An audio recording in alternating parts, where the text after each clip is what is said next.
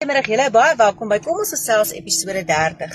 Nou ek het nogal regtig waar iets op die hart om met julle te deel en ek wonder regtig wat is julle opinie hieroor. So maklik gebruik ons die woord boelie. Maar na die afgelope week se gebeure in Milnerton waar daar die arme seun met 'n hokkiestok onder andere bygekom het, dink ek is dit tog baie belangrik om om te gesels oor boelie en die forme van boelie. Ek sê altyd vir die kinders in my klas, woorde maak baie seerder as dade, want woorde los nie sigbare merke nie.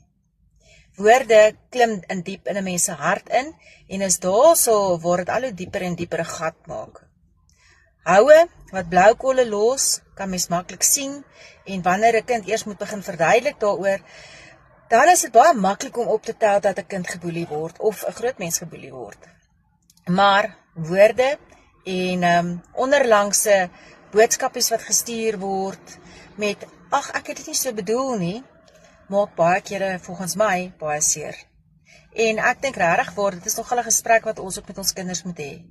Ons lewe in 'n tyd van kidsgoeders, kos, nie kots nie, kos, alles is vinnig, ons kry dinge onmiddellik, as ons iets wil weet, vra ons op Google of AI en ons kry die antwoorde.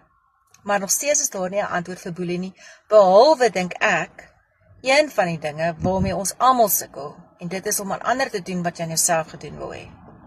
Ek dink werklik waar, dit bly 'n goue reël, dat wanneer jy in 'n situasie is, en dinge moeilik raak, of jy voel of jy geboelie word, dat jy vir jouself kan vra, sou ek dit gedoen het met die ander persoon? Sou ek op dieselfde manier opgetree het?